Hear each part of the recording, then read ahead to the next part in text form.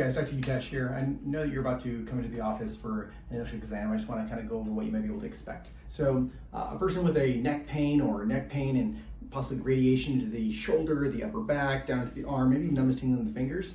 A typical exam would start by filling out some initial intake forms, either online or here at the office.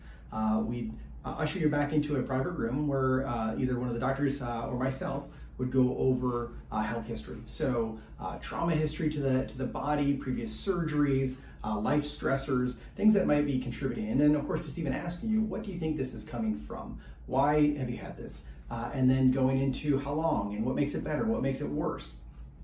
After you get some basic health information, and then probably even more importantly, set up some goals of what this is either keeping you from or ultimately keeping you from enjoying as much, we do a physical exam. And so that would start on a table like this, face down initially, and we do a few orthopedic tests. So mostly we focus our time on the upper half, although the entire spinal nervous system, it's a system, so it all plays together. But when we're dealing with the neck pain and pain into the arm and shoulders, immediately I'm thinking lower neck issues, brachial plexus, into the shoulder, into the arm, into the hands, into the fingers. So the exam face down, we still start at the bottom, work our way up. Every spinal bone, including the sacrum, the pelvis, they should all be moving independently.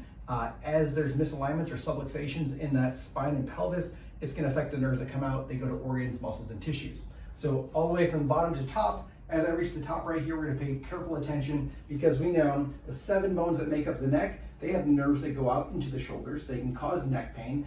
If irritated, they can cause shoulder pain, arm pain, and even numbness tingling in the hands and fingers, and even over time, weakness in the hands.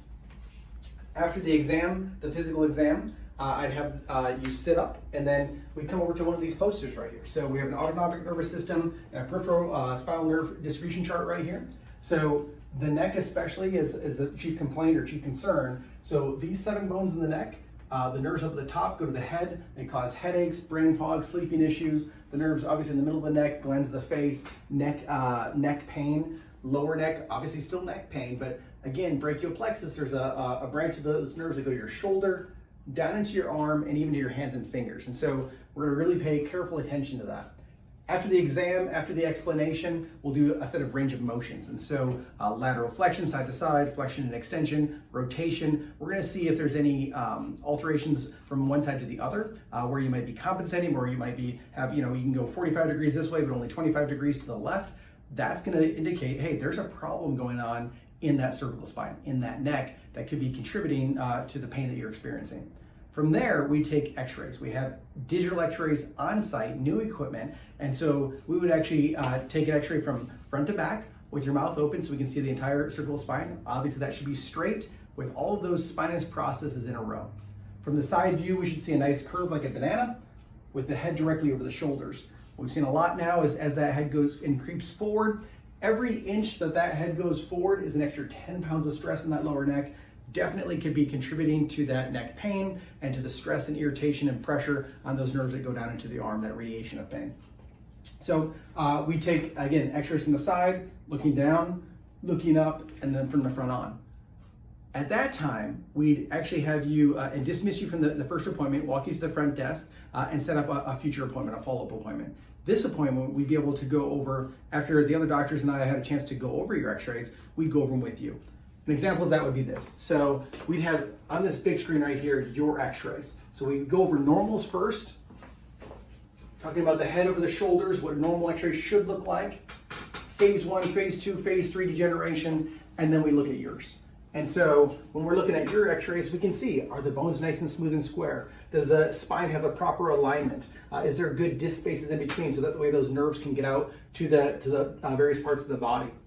Based on those x-rays, based on your health history, we're able to put together a strategy on how to improve your function, obviously decrease your pain, and get you better. And so that usually would start with your first adjustment on an adjusting table like this. And so everyone is adjusted differently, and it's all based on your x-rays, right? And so certainly little old grandma with osteopenia, osteoporosis, this is not going to be a very forceful adjustment. It may be a low force adjustment with an activator. We can create a separate video for that.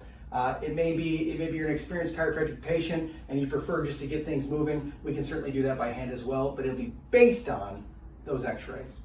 After the adjustment, fantastic. We've taken some stress off that nervous system, got that spine moving better again. That's going to allow your body to heal itself better. But if you just went home after that, your body's going to slowly creep back into that same position that was causing you discomfort, pain, and keeping you from your goals in the first place. So we're going to do some rehab exercises in the office. We have vibration platforms, which are at a frequency which stimulate the postural muscles to help hold the adjustment. So initially, you'd be standing in excellent posture, tight tummy, chest up, holding and really working on holding that adjustment. So that way, again, the longer you hold the adjustment, the faster you get better.